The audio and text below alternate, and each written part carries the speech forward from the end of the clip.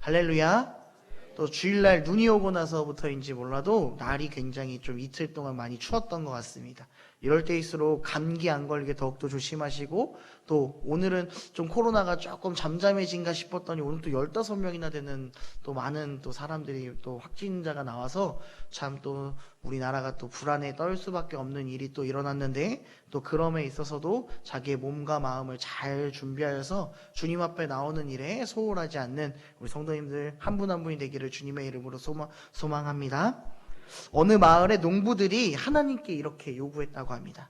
하나님, 우리들이 원하는 대로 1년만 날씨를 변화시켜 주세요 라고 하나님께 물었다고 합니다. 하나님은 이렇게 대답했습니다. 그래, 좋다. 1년 동안 내가 너희 원하는 대로 날씨를 변화시켜 주마 라고 했다는 거죠. 그래서 농부들은 자기의 경험에 의해서 하나님께 요구를 하기 시작했습니다. 하나님, 지금 비를 내려주세요. 하나님, 지금은 햇빛을 내려주세요. 하나님, 지금은 바람이 필요해요. 바람을 주세요 라고요. 이제 가을이 되었고 들판의 곡식들이 잘 되어서 추수하기에 이르렀습니다. 농부들은 신이 나서 이제 열심히 추수를 하고 탈곡을 했습니다. 근데 이게 웬일입니까? 탈곡을 하고 보니까 막상 알곡이 하나도 없는 거예요. 열심히 농사를 짓고 왜 했는데 탈곡까지 했는데 알곡이 없지? 하나님께 이렇게 또 물었어요. 아니 하나님, 왜 알곡이 하나도 없습니까?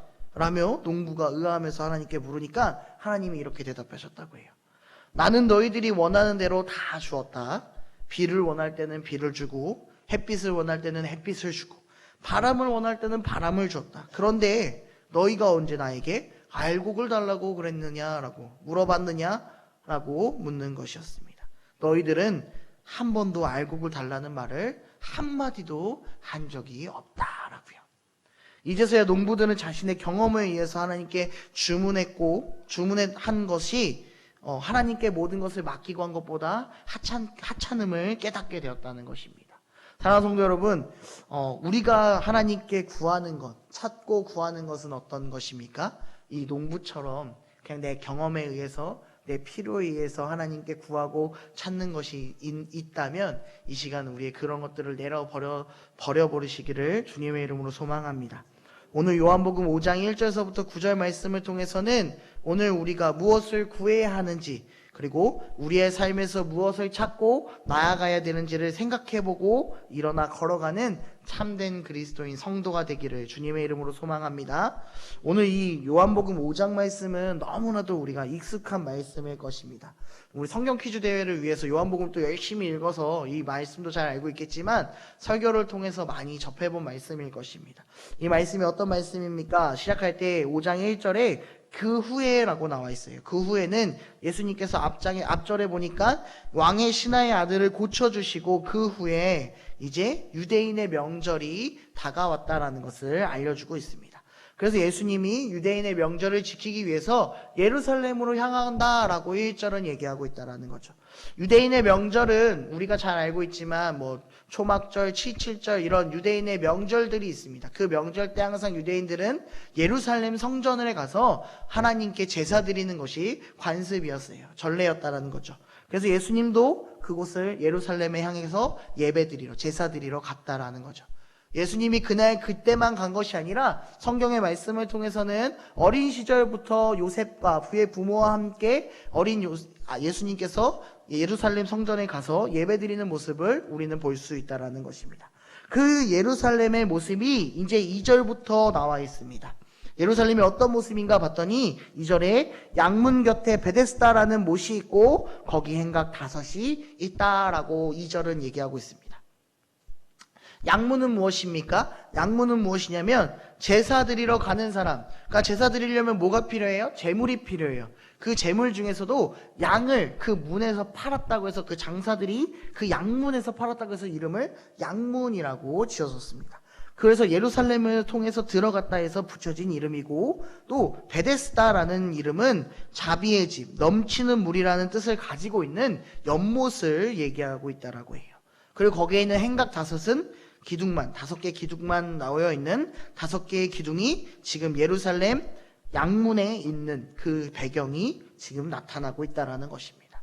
그런데 그곳에 지금 누가 있다라고 얘기하고 있습니까? 3절 말씀입니다. 우리 3절 말씀을 함께 읽어볼까요? 3절 말씀입니다. 3절 읽겠습니다. 시작. 그 안에 많은 병자, 맹인, 다리 저는 사람, 혈기 마른 사람들이 누워 물의 움직임을 기다리니 라고 얘기하고 있죠.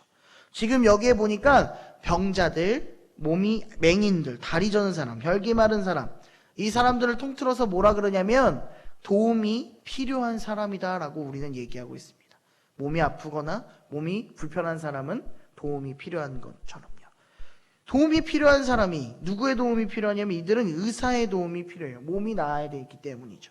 그런데 그런 사람이 병원도 아니고 지금 제 예배를 드리는 양문 앞에 앉아 있다라는 것이 어떻게 보면 조금은 이상하니만큼 특이한 점일 것입니다. 이 사람들이 이곳에 있는 이유가 뭔가 하고 봤더니 4절 말씀에 나와 있습니다. 4절 말씀에 보니까 이는 천사가 가끔 못에 내려와 물을 움직이게 하는데 움직인 후에 먼저 들어가는 자는 어떤 병에 걸렸든지 낫게 되밀어라 라는 이 말씀 하나만으로 이들은 이곳에 모여있다라는 것이죠. 참 신기한 것은 이러한 소문이 돌았다는 거예요. 아, 천사가 어쩌다 한 번씩 내려와서 물에 한번 풍덩 들어가서 그 물결이 칠 때에 가장 먼저 들어가면 몸이 낫는다더라 라는 그 소문 하나만 듣고 이들은 지금 이 양문의 곁에서 베데스다 못의 근처에 모여 있다라는 거예요. 그 소문만 믿고 말입니다. 그런데 어디에도 이 소문에 의해서 몸이 나았다라는 성경 구절은 등장하지 않고 있다라는 거죠. 그냥 소문만 듣고 왔다라는 거예요. 그런데 거기에 이제 5절부터 오늘 우리가 함께 볼 38년 된 병자가 등장하게 됩니다. 그리고 예수님께서 그 병자가 벌써 오래된 것을 알고 그 병자에게 낫고자 하느냐 물었고 그 병자의 대답은 너무나도 생뚱맞아. 주여, 물이 움직일 때 나를 못에 넣어주는 사람이 없어 내가 가는 동안 많은 다른 사람이 먼저 내려가나이다 라는 대답이었어요. 그리고 예수님이 또 뭐라고 하시냐면 일어나 내 자리를 들고 걸어가라 라고 얘기했고 그 사람은 일어나서 자리를 들고 걸어갔다는 내용입니다. 사랑하는 성도 여러분, 다시 한번 묻겠습니다. 병자들이 베데스다에 모인 이유는 무엇입니까? 바로 아픔을 낫기 위해서였어요. 소문을 듣고 그곳에 모인 사람은 어떤 사람이라 그랬습니까? 3절 말씀을 다시 보면 그 안에 많은 병자, 맹인, 다리 저는 사람, 혈기 많은 사람들이 누워있다라고 얘기하고 있다라는 거예요. 이들이 모여있는 이유는 딱 하나예요. 다른 이유도 없어요. 그냥 지금 아픈 내 몸이 낫기만 하면 된다는 거예요. 몸이 불편하고 정상적이지 않는 내 몸이 지금 정상인이 되고 싶은 그 간절한 마음 하나만 가지고 이곳에 왔다라는 거예요. 어떻게 보면 지금 이 자리에 온 우리도 베데스다에 모인 그 사람들과 동일한 마음으로 오지 않았습니까? 하나님에게 우리는 사실은 병자는 아니에요. 몸이 아프거나 어디가 불편하진 않기 때문에 맹인도 아니고 다리 저는 사람도 아니고 그러나 우리에게는 상처가 있다라는 거예요. 어디에요? 내면에, 내 마음에. 누구에도 보여주고 싶지 않은 문제가 내 안에 문제들, 상처들이 우리 안에 다 가지고 있다라는 거예요. 그것을 해결하기 위해서 지금 우리가 어디에 와 있습니까? 이 자리에 나와 있다라는 거예요. 그런데 이 자리 말고 다른 곳에도 간다는 거예요. 어디에요? 세상을 향해서요. 세상의 내 지식으로, 내 방법으로 자꾸 그 문제들을 해결하려고 하니까 그것이 해결이 된 것처럼 보이지만 나중에 보면 더 골마 있는 나의 모습이 드러나 있다라는 거죠. 근데 중요한 것은 무엇이냐면 이들의 문제점, 이 병자들의 문제점은 뭐냐면 헛된 소문을 믿고 왔다라는 거예요. 헛된 소문이요. 이들이 말한 거 4절 말씀에 무슨 소문을 들었냐면 천사가 내려와 물이 움직일 때 가장 먼저 들어간 사람이 어떤 병도 낫게 된다는 헛된 소문을 듣게 된 거예요. 여기서 어떤 것이 중요한 단어이냐면 바로 먼저라는 단어입니다. 다른 사람보다 내가 먼저 그곳에 들어가야 몸이 낫겠다라는 그 헛된 소문. 지금 이 세상은 무엇을 강조하냐면 1등을 강조해요. 1등을요. 제가 지난주에 우리 골든벨 하지 않았습니까? 너무나도 은혜로운 시간이었어요. 우리 성도님들이 그렇게 열심히 성경을 공부하고 문제를 맞히는 모습에 너무나도 제가 너무 뿌듯고 정말 더 열심히 성경 말씀을 알려드리고 가르쳐야 될 의무가 생겼구나라는 것을 마음에 생겼어요. 그런데 좀 보면서 어떤 모습이 안타깝냐면 점점 하다 보니까 막 승부욕이 조금 있으신가 봐요. 그런 모습 속에서 1등이 꼭 돼야 된다라는 그런 것들이 참 좋아 보이지만 한편으로는 다른 분들을 좀 더 배려했으면 어떨까라는 생각도 제 안에 좀 의문점으로 들었다는 거죠. 그러면서 어떤 게 들었냐면 우리 교육자들도 팀을 꾸려갖고 나갔으면 좋았을 텐데 트로피도 받고 싶다 이런 생각이 들더라고요. 이게 사람 마음이라는 거예요. 사람이 누구나요 1등이 되고 싶어 한다고요. 요즘 중고등학생들한테 무엇을 가리킵니까? 대학교 잘 가야 된다고. 그리고 대학 가려면 어떻게 해야 돼? 성적이 잘 나와야 된다고. 그러니까 높은 위치에 올라가야 된다. 이런 것만 우리가 강조하고 있지 않습니까? 나 혼자만 잘 되고 누구보다 내가 더 잘 돼야 되는 그런 세상이 지금 이 바깥 세상 아닙니까? 그런 세상이 우리 안에 왔다라는 거예요. 그러면서 우리는 무엇을 보지 못하냐면요. 옆에 있는 사람을 보지 못하게 돼요. 나보다 힘든 사람들, 나보다 조금 어려운 사람들을 보지 않고 나 혼자만 나아가려는 그런 모습들이 우리 안에 있다라는 거예요. 그러나 예수님께서는 우리에게 말씀하셨습니다. 그것보다 중요한 게 있다고요. 그것이 무엇입니까? 하나님을 사랑하고 이웃을 사랑하라는 것이요. 누가복음 10장 27절에 이렇게 예수님께서 말씀하셨습니다. 대답하여 이르되 내 마음을 다하여 목숨을 다하여 힘을 다하여 뜻을 다하여 주 너희 하나님을 사랑하고 또 내 이웃을 내 자신과 같이 사랑하라 하였나이다 라고 말씀하셨습니다. 나 혼자 잘 돼서 나 혼자 먼저 달려가는 것이 아니라 힘든다면 옆에 있는 사람의 손을 붙잡고 함께 걸어가야 하는 것이 우리의 그리스도인의 모습이라는 거예요. 그러기 위해서는 우리가 서로 사랑해야 합니다. 제가 이번에 이 설교를 준비하면서 사랑이란 단어에 대해서 좀 생각해 보게 되었어요. 사랑이란 무엇일까? 나 혼자만 이렇게 단도직입적으로 사랑하면 될까라는 생각을 했어요. 지금 저희 아내가 와 있는데 아내를 만날 때 저 혼자만 막 사랑하면 저 여자를 만나서 결혼할 수 있겠습니까? 아마 집착하고 스토커라고 생각해서 신고당할 거예요, 요즘은요. 그죠? 그럴 거란 말이에요. 이 사랑이란 단어도요, 서로 마음이 맞아서 사랑이라는 것이 탄생해야 된다는 거예요. 마음이 맞지 않으면 사랑이 이루어질 수 없다라는 거예요. 그리스도 안에서도요, 우리가 마음을 맞춰야 된다는 거예요. 나 혼자만 자꾸 뽐내서 네가 따라와, 이거는 사랑이 아니라는 거예요. 진짜 사랑은요, 내가 배려하고 옆 사람을 이해하면서 서로 붙잡아주는 거예요. 이들에게 지금 필요한 게 뭐였냐면 바로 그러한 사랑하는 도움의 손길이었다고요. 이 병자들에게 필요한 건 뭐였냐면요, 누군가가 나를 도와주는 그 도움의 손길이었다고요. 38년 된 이 병자가요, 누구의 도움이 필요했냐면 바로 사람들의 도움이 필요했다고요. 38년 동안 누워있어 보세요. 얼마나 힘듭니까? 몸도 하나 안 움직여요. 다 굳어갖고요. 그런데도 그 사람은 누구의 도움이 필요했냐면 누군가의 도움이 필요했다라는 거예요. 사랑하는 성도 여러분, 지금 우리에게도 누군가의 도움이 필요합니다. 옆에 있는 분들도요, 지금 누군가의 도움이 필요한 사람이 있어요.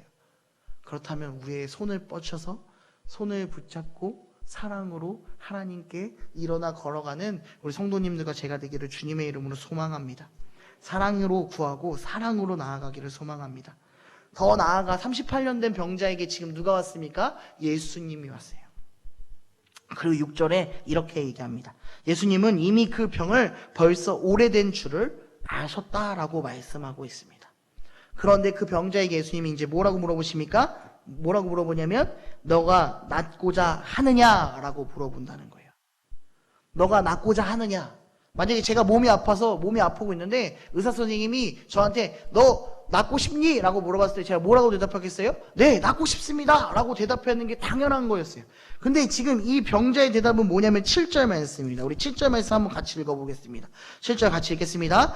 병자가 대답하여 주여 물이 움직일 때에 나를 못에 넣어주는 사람이 없어 내가 가는 동안에 다른 사람이 먼저 내려가나이다. 이 무슨 생뚱맞는 대답을 하고 있는 거예요. 이런 대답을 뭐라 그럽니까? 동문서답하고 있다라고 얘기하지 않습니까? 예수님의 질문은 네, 아니요, 이 두 답만 하면 되는 거였어요.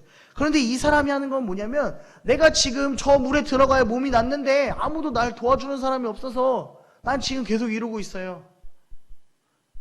무엇을 계속 생각하냐면 이 헛된 생각, 헛된 소문을 붙잡고 있는 그 생각들.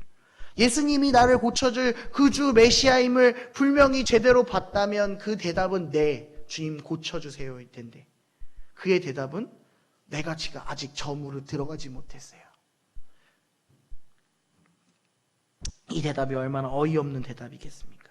낫고 싶은데 나를 도와주는 사람이 없대요.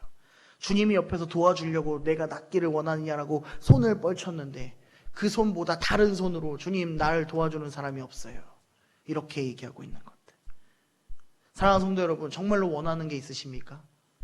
정말로 38년 된 병자처럼 38년 된 병자가 원하는 것은 낫고자 하는 거였어요. 그리고 주님이 이제 그 38년 동안 지나다 보니까 체념해서 다른 사람이 들어가니까 나도 저곳에 들어가면 낫겠지라는 그러한 고정관념으로 주님의 손보다는 내 경험에 의해서 그 손만 자꾸 붙잡고 구하고 있는 건 아닌지 한번 생각해 봤으면 좋겠습니다. 그럼 우린 다시 한 번 더 질문해 보죠. 지금 하나님께 구하는 것은 무엇입니까? 다른 사람이 가지고 있는 것을 나도 갖고 싶습니다라고 구하고 있습니까? 정말 주님의 무릎에 제대로 대답할 줄 아는 성도들이 되기를 소망합니다. 주님이 묻는 것은 내가 낫고자 하느냐? 너가 나와 함께 하고자 하느냐? 너가 나와 함께 손잡고 걸어가기를 원하느냐? 그 대답에 네 주님 나는 가고 싶습니다. 나는 함께 하고 싶습니다지 주님 나를 도와주는 사람이 없어서 내가 이렇게 힘들고 저렇게 힘들어요. 내가 주님을 믿었는데 자꾸 나는 세상이 나를 이렇게 짓누르고 나는 삶이 나아지지 않아요. 이런 대답을 원하는 게 아니라는 거예요. 사랑하는 성도 여러분, 세상이 무엇을 원하던 내 경험이 아닌 내 판단이 아닌 주님의 물음의 질문에 온전히 올바로 대답하는 성도님들이 되길 소망합니다. 그런데 마지막으로 또 병자의 대답에 이 병자의 대답에 듣고 예수님은 또 이렇게 물으십니다. 예수께서 이르시되 8절 말씀에 일어나 내 자리를 들고 걸어가라 라고 얘기하고 있다는 거예요. 일어나 걸어가라. 정말 멋있는 명령 아닙니까? 하나님께서 예수님만이 할 수 있는 명령 아니겠어요? 제가 길을 가다가 여기 안진뱅이가 있었어요. 다리 힘들고 이렇게 한 푼만 주십시오 하는 분들이 있었어요. 그래서 그 사람에게 저기요 일어나서 걸어가십시오 이렇게 하면 그분이 걸어갈까요? 아니요. 그런 사람들에게 한 100만 원 주면 아마 일어나서 걸어갈 거예요. 저는 그러한 능력이 없어요. 이러한 명령을 할 수 있는 분이 누구밖에 없습니까? 예수 그리스도밖에 없다는 거예요. 왜요? 하나님의 아들이니까요. 지금 이곳에 있는 것이 더 이상 그 사람이 있을 필요가 없으니까.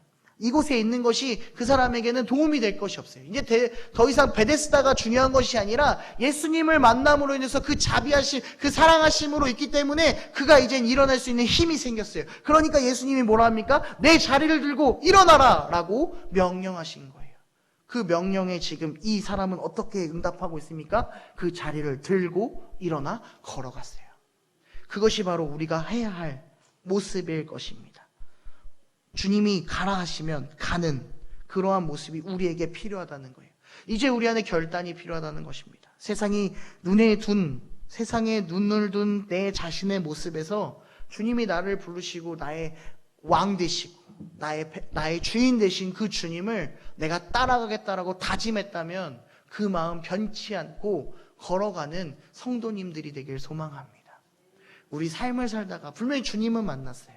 나도 주님 만났어요. 주님이 나를 찾아오셔서 평안을 주시고 나에게 중생한 새롭게 태어날 수 있게 해주셨어요. 그런데 살다 보니까 세상이 자꾸 나를 짓눌러요. 그러므로 인해서 자꾸 주님보다는 세상의 것을 찾게 된다는 거죠. 그 자리에 앉아있는 이 베데스다에 앉아있는 38년 된 병자도 어떻게 보면 그런 사람 아닙니까? 예수님이 왔고 예수님이 분명히 낫고자 하느냐에 따라서 대답했다면 곧장 나아갈 수 있을 것을 한 번 더 나는 또 세상의 것을 찾고 세상의 소문을 찾고 세상의 가치를 찾아서 그 자리에 앉아있는 내 모습이 38년 된 병자의 모습이 우리의 모습은 아닙니까? 이제는 우리가 정말로 결단해야 될 때입니다. 주님께서 나를 먼저 찾아와 주시고 나를 죄에서 건져내신 그 주님이 우리를 먼저 불러주셨다는 것을 언제나 기억하기를 소망합니다. 우리를 구원해 주신 것만으로도 우리는 너무나도 큰 은혜를 받지 않았습니까? 근데 우리는 그 은혜를 자꾸 망각하고 산다는 거예요. 이미 구원받았으니까. 이런 생각으로 자꾸 우리의 부를 누리기 위해 우리의 욕심을 채우기 위해 자꾸 살아간다라는 거죠. 그런 것들을 버려버리시는 성도님들이 되길 소망합니다. 자리를 들고 일어나는 것은 그러한 세상의 것들을 내려놓고 주님을 향해서 걸어간다는 거예요. 내가 추구하는 것들을 내려놓고 주님이 원하시는 것들을 붙잡고 걸어가는 이 자리에 있는 우리 성도님들과 더욱더 제가 되기를 주님의 이름으로 소망합니다. 오늘 우리는 이 38년 된 연못과 38년 된 병자와 함께 베데스다에 있는 이 병자들의 모습을 바라보며 그들이 헛된 소문으로 인해 그곳에 앉아있는 모습들, 그리고 예수님의 그 질문 속에 세상의 것들로 또 대답하는 그리고 예수님의 또 물음에 답하고 응답하여 구원을 받는 모습을 본 이 병자의 모습을 살펴보았습니다. 사랑하는 성도 여러분, 지금 우리는 어디에 서 있습니까? 이 38년 된 병자처럼 세상이 주는 헛된 소문에 서 계십니까? 아니면 하나님께서 주신 그 진리의 말씀, 그 진리의 길에 서 계십니까? 또 무엇을 바라며 하루하루를 살고 계십니까? 이제 우리는 주님의 말씀대로 우리의 자리를 일어나서 주님을 향해서 더욱더 걸어가는 성도님들이 되기를 소망합니다. 헛된 것을 버리고 헛된 것에서 떠나서 정말 주님께서 주시는 그 길과 진리의 빛을 향해서 걸어 나아갈 때에 더욱더 주님의 사랑을 경험하고 혼자 걸어가는 것이 아니라 옆에 있는 우리의 이웃의 손을 붙잡고 사랑으로 함께 걸어가는, 그래서 우리가 정말 2020년도에 우리 교회가 표어로 삼은 모든 일에 사랑으로 행동하는 교회가 되는 이 신장 제일교회와 그리고 우리 성도님들이 되기를 주님의 이름으로 축원합니다. 우리 함께 기도하겠습니다.